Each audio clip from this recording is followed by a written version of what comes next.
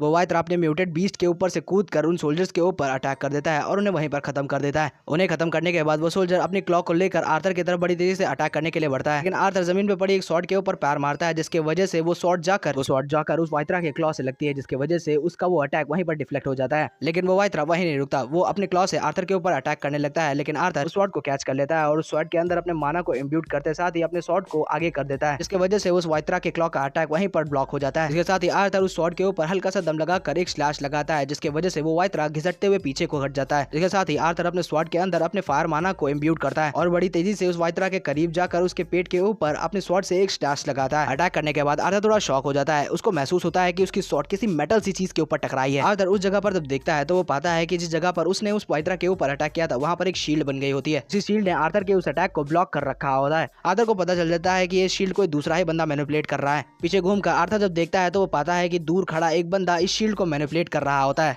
इससे पहले आर्थर उस शील्ड वाले बंदे का कुछ करता, सामने खड़ा क्लॉ वाला बंदा आर्थर के ऊपर अटैक कर देता है, लेकिन आर्थर उस अटैक को डॉज कर लेता है पीछे हटकर। आर्थर थोड़ी दूर पीछे घिसटते हुए जाता है, जिसके साथ ही आर्थर वहीं से लॉन्च करते हुए अटैक कर देता है, लेकिन वो अटैक उस क्लॉ वाले बंदे के ऊपर नहीं था बल्कि उस शील्ड वाले बंदे के ऊपर था। वो शील्ड वाला बंदा अपने सामने एक शील्ड को क्रिएट कर लेता है। इससे पहले आर्थर उस पर्सन के ऊपर अटैक करता, पीछे से वो क्लॉ वाला बंदा आकर आर्थर के ऊपर अटैक करने लगता है। वो अटैक आर्थर को लगने ही वाला होता है कि तभी आर्थर अपने पैरों से अपने अर्थ एलिमेंट को रिलीज करता है, जो जाकर डायरेक्ट उस क्लॉ वाले वाइथरा के पेट के ऊपर लगती है और वो वाइथरा वहीं पर अपने पेट को पकड़कर जमीन पर गिर जाता है। आर्थर ये देखकर थोड़ा हैरान हो जाता है कि उसका अटैक, जो कि एक सिंपल सा अर्थ अटैक था, उसके ऊपर काम कर गया। आर्थर अपने मन के अंदर बोलता है कि कोई बेवकूफ है, लेकिन फाइट तो एकदम एक्सपीरियंस पर्सन के जैसे कर रहा था। इसने अपनी बॉडी के ऊपर अपने माना को कोट नहीं किया है, इसे खत्म करना बहुत ही ज्यादा आसान है, लेकिन पता नहीं क्यों मुझे ये फाइट बहुत ही ज्यादा अजीब लग रही है। आर्थर अपने चारों तरफ घूमकर देखता है तो वो पाता है कि उसकी फाइट के ऊपर कोई भी ध्यान नहीं दे रहा है। ऐसा लग रहा है कि आर्थर उनके लिए गायब ही हो चुका है। आर्थर बोलता है कि ये किसी तरीके का सेंस नहीं बना रहा है। ऐसा लग रहा है कि मैं सभी के सभी लोगों के लिए गायब हो चुका हूँ। ऐसा लग रहा है कि मैं किसी इल्यूजन के अंदर हूँ, जिसकी वजह से मैं सभी के लिए गायब हो चुका हूँ,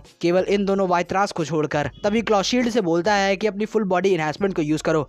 क्लॉ की बात सुनते साथ ही शील्ड अपनी फुल बॉडी इनहैंसमेंट को एक्टिवेट कर देता है, जिसके साथ ही साथ क्लॉ भी अपनी फुल बॉडी इनहैंसमेंट कर लेता है, जिसके तुरंत ही बाद क्लॉ आर्थर के ऊपर बड़ी तेजी से अटैक करने लगता है। आर्थर उसे डॉज करता है। आर्थर बड़ी आसानी से उनके सारे के सारे अटैक्स को डॉज कर रहा होता है, ऐसा कि जैसा कि कुछ हो भी ना। तो वाइथरा आर्थर के ऊपर एक और अटैक करते हुए बोलता है कि उसने सही कहा था, तुम कोई नॉर्मल से सोल्जर नहीं हो। तो सुनकर आर्थर थोड़ा कंफ्यूज हो जाता है। आर्थर अपने मन के अंदर बोलता है कि आखिरकार ये किसकी बात कर रहा है, जिसके साथ ही आर्थर उसके ऊपर अटैक करने लगता है। जैसे ही आर्थर उसके सामने से अटैक करने लगता है, उसके सामने शील्ड आ जाती है। आर्थर तुरंत ही मूव करते हुए उसके पीछे आ जाता है, अपनी कोनी से उसके रिब्स के ऊपर अटैक करता है, लेकिन वहां पर भी एक छोटी सी शील्ड आ जाती है। हालांकि वो शील्ड आर्थर की स्पीड को मैच नहीं कर पाई थी और सही से मैनिफेस्ट नहीं हो पाई थी, जिसकी वजह से वो शील्ड वहीं पर टूट जाती है और आर्थर की कोनी जाकर उसके रिब्स पे लगती है। आर्थर शील्ड की मैनिफेस्टेशन स्पीड को देखकर थोड़ा इंप्रेस हो गया था। आर्थर बोलता है कि ये मेरी स्पीड के साथ अपनी स्पेल्स की स्पीड को मैच कर रहा है, जिसके साथ ही आर्थर शील्ड के ऊपर अटैक करने के लिए आगे बढ़ता है। शील्ड भी अपने सामने एक शील्ड बना लेता है, लेकिन तभी आर्थर के राइट साइड से किसी ने एक फायरबॉल अटैक किया था, जो आर्थर को लगने वाली होती है, लेकिन आर्थर उन सारी की सारी फायरबॉल्स को अपने शॉट से काट कर वहीं पर नलिफाई कर देता है। आर्थर अपने शॉट के अंदर अपने माना को इम्ब्यूट करते हुए सामने की तरफ पॉइंट करते हुए बोलता है कि अच्छा तो तुम वहां पर हो, जिसके साथ ही आर्थर अपनी शॉट को उसकी तरफ फेंक कर मारता है। इससे पहले कि वो शॉट उस कंजरर मतलब मेज को लगती, शील्ड उसके सामने एक शील्ड बना देता है, जिसकी वजह से आर्थर ने जो शॉट फेंक कर मारी होती है वो शॉट उस शील्ड से लगकर डिफ्लेक्ट हो जाती है। तभी वहां पर क्लॉ अपने गॉन्टलेट को एक दूसरे से टकराता है और वहां पर वन पंच मैन का सोनिक बन जाता है। आर्थर स्माइल करते हुए उसे देखता है तो वो पाता है कि उसकी बहुत सारे क्लोन्स बन रहे होते हैं। क्लॉ के सारे क्लोन्स आर्थर को चारों तरफ से घेर लेते हैं। बोलते साथ ही आर्थर वहां पर अपने रेलम हार्ट को एक्टिवेट करता है और बोलता है थैंक यू, तुम्हारे इल्यूजन्स की वजह से मेरा थोड़ा वार्म अप हो गया, मेरी बॉडी थोड़ी खुल गई। ये बोलते हुए आर्थर अपनी बॉडी से अपनी पर्पल थंडर रिलीज कर रहा होता है। आर्थर ने जब अपने रेलम हार्ट को एक्टिवेट कर लिया था तो वो अपने आंखों से सारे के सारे एथर पार्टिकल्स को देख पा रहा होता है। आर्थर जब उन क्लोन को अपनी आंखों से देखता है तो वो पाता है कि सारे के सारे क्लोन जो है वो क्लॉ नहीं बल्कि शील्ड बना रहा है। इससे पहले आर्थर उसका कुछ करता,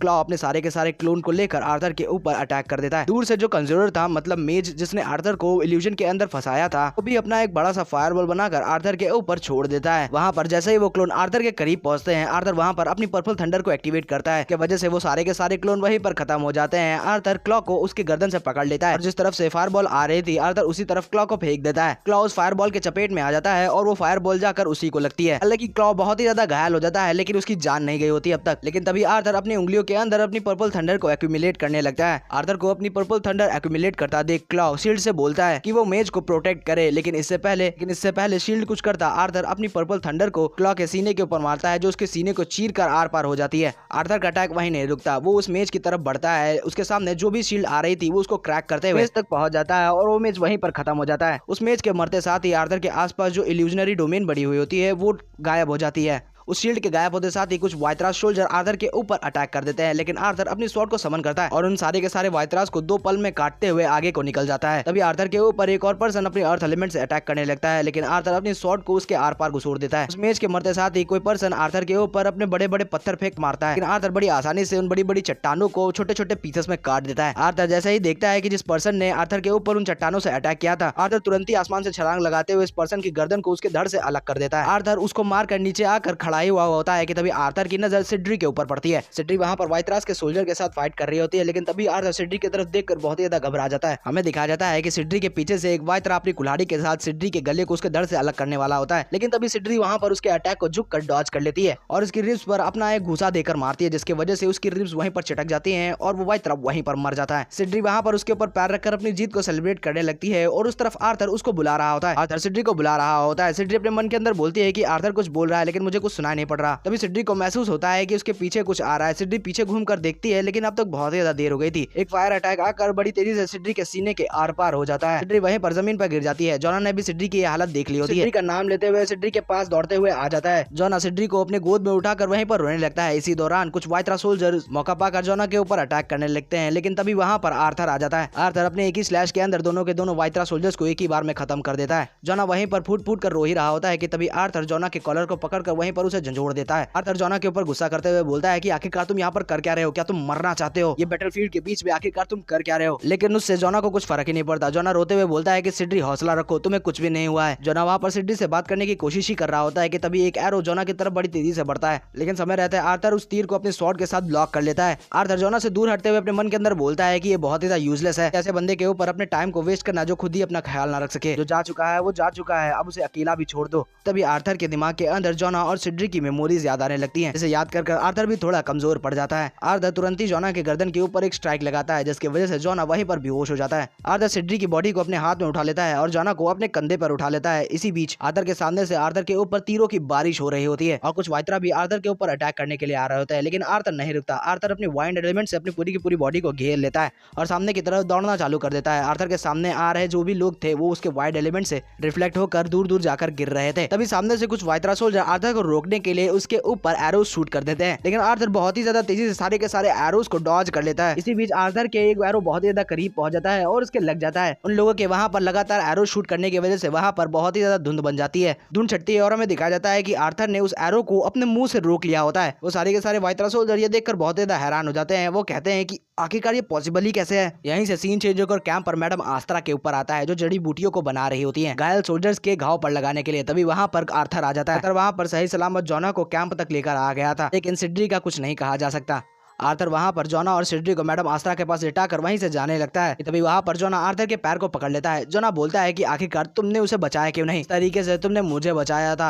ये सुनकर आर्थर बोलता है बचाकर भी वॉर के अंदर सभी के सभी लोगों को नहीं बचा सकता। जो सुनकर जोना बोलता है नहीं, तुम झूठ बोल रहे हो। अगर जो तुम चाहते तुम उसे बचा सकते थे, मैंने देखा है तुम कितने ज्यादा पावरफुल हो। तभी आर्थर वहां पर अपने पैरों को जोना से छुटा लेता है। बोलता है कि जैसा कि मैंने कहा, मैं कोई भगवान नहीं हूँ, मैं वॉर के अंदर सारे के सारे लोगों को नहीं बचा सकता। आर्थर को वहां से ज्यादा देख जोना आर्थर के ऊपर चिल्लाते हुए बोलता है कि मैंने तुम्हें फाइट करते हुए देखा है, तुम कोई आम से सोल्जर नहीं हो। सिड्री अभी जिंदा होती तो वो भी यही कहती। जोना की ये बात सुनकर आर्थर गुस्से में आ जाता है। आर्थर जोना के कॉलर को पकड़ते हुए जोना से बोलता है, आर्थर जोना के ऊपर चीखते हुए बोलता है कि तुम्हारे फ्रेंड के साथ जो कुछ भी है उसके लिए मुझे भी अफसोस है, लेकिन क्या तुम सच में अपने सर को अपने चूतड़ों से बाहर निकाल कर सिचुएशन को देखोगे? हमारे दुश्मन बहुत ही ज्यादा ताकतवर है, उन एडवेंचर से भी ज्यादा ताकतवर जिनकी तुम पूजा करते हो, और तुम मुझसे कह रहे हो कि मैं अपनी सारी की सारी ताकत सोल्जर्स को बचाने में लगा दूं। अगर जो मैं ये करूंगा तो आखिरकार उन्हें रोकेगा कौन? वहीं पर हमें जोना को दिखाया जाता है जो सिसक सिसक कर रो रहा होता है। जोना बोलता है मैंने बचपन में उससे प्रॉमिस किया था और आज मैं अपनी हिम्मत कर उसे कन्फेस करने वाला था, लेकिन अब मैं क्या करूं जब वो मेरे साथी नहीं है। ये बोलकर जोना वहां पर फूट फूट कर रोने लगता है। मैडम आस्त्रा उसे देखते हुए बोलते हैं कि आर्थर तुम यहाँ से जाओ, मैं इसे संभाल लूंगी। आर्थर मैडम आस्त्रा से ये बोलकर कि उसका ख्याल रखना वहां से चला जाता है। वहीं पर हमें थोड़ी देर बाद दिखाया जाता है कि आर्थर दौड़ते हुए वापस से बैटलफील्ड के अंदर आ गया था। अभी वहां पर आर्थर को पीछे से कोई बुलाता है। आर्थर घूमकर पीछे देखता है तो वो पाता है कि वो कोई और नहीं बल्कि प्रोफेसर ग्लोरी है। आर्थर ग्लोरी को देखते हुए बोलता है कि तुम तो बहुत ज्यादा बद्दी दिख रही हो। जो सुनकर ग्लोरी बोलती है तुम्हें पता है ना कि तुम किसी लड़की लड़की से ऐसे नहीं बात कर सकते, भले ही वो वॉर के अंदर क्यों ना हो। आर्थर ग्लोरी से ऐसे ही बात ही कर रहा होता है कि तभी आर्थर को सिल्विया की आवाज सुनाई पड़ती है। सिल्विया की आवाज सुनकर आर्थर सिल्विया से पूछता है क्या उसे इतनी जल्दी कुछ मिल भी गया। सिल्विया आर्थर से बोलती है कि आर्थर तुम्हारी तरफ कोई बहुत तेजी से बढ़ रहा है जिसका प्रेजेंस बहुत ही ज्यादा स्ट्रॉन्ग है। सिल्विया की यह बात सुनकर आर्थर का दिल बम से बोलता है और वो बहुत ज्यादा घबरा जाता है। अचानक से आर्थर के फेस के एक्सप्रेशन चेंज होता देख प्रोफेसर ग्लोरी थोड़ी चिंता में जाती है। प्रोफेसर ग्लोरी आर्थर से पूछती है आर्थर क्या हुआ, क्या कुछ हुआ है? जिसपे आर्थर बोलता है जल्दी से जल्दी अपने लोगों को लो और इस बैटल को कहीं और पर करो जाके। सुनकर ग्लोरी थोड़ी हैरान हो जाती है। ग्लोरी बोलती है कि तुम हमसे रिट्रीट करने के लिए बोल रहे हो, अब जब तुमने वाइतरा के सारे मेजेस को अकेले ही खत्म कर दिया है, उनके पास कोई भी मेज का एडवांटेज नहीं है, तो आखिरकार हम लोग रिट्रीट क्यों करें? यहाँ पर आर्थर प्रोफेसर ग्लोरी के कंधे के ऊपर हाथ रखते हुए बोलता है कि प्रोफेसर ग्लोरी यहाँ पर कोई आ रहा है जो कि बहुत ही ज्यादा स्ट्रॉन्ग है, मेरे बराबर या उससे भी ज्यादा, इसलिए तुम्हें अपने सारे के सारे सोल्जर्स को लेकर रिट्रीट करना होगा जिसमें वो लोग हमारी फाइट के चपेट में ना आए। जो सुनकर प्रोफेसर ग्लोरी बोलती है, प्रोफेसर ग्लोरी कंफ्यूज होते हुए बोलती है तुम क्या कह रहे हो, क्या तुम मुझसे फाइट करने वाले हो? उसपे आर्थर बोलता है हाँ, मैं इसी काम से तो यहाँ पर आया था, सिचुएशन जब बद से बदतर हो जाए तो सब कुछ मुझे ही संभालना होगा। आर्थर की बात सुनकर प्रोफेसर ग्लोरी थोड़ी समय के लिए शांत हो जाती है, लेकिन थोड़ी देर तक सोचने पर प्रोफेसर ग्लोरी मान जाती है। प्रोफेसर ग्लोरी बोलती है ठीक है, मैं अपने सोल्जर्स को वापस ले जाने के लिए तैयार हूँ, लेकिन तुम्हें मुझसे प्रॉमिस करना होगा कि तुम्हें इस फाइट से जिंदा वापस आना पड़ेगा, वरना मैं तुम्हें नरक के द्वार से भी खींच कर वापस लेकर आऊंगी। ये बोलते साथ ही प्रोफेसर ग्लोरी अपने बॉन्ड के ऊपर बैठती हैं और अपने सारे के सारे सोल्जर्स को रिट्रीट करने का ऑर्डर देती हैं। यहीं पर यह एपिसोड खत्म होता है। थोड़ा इंतजार कर लो, एक और वीडियो 1-2 घंटे में मैं डाल दूंगा।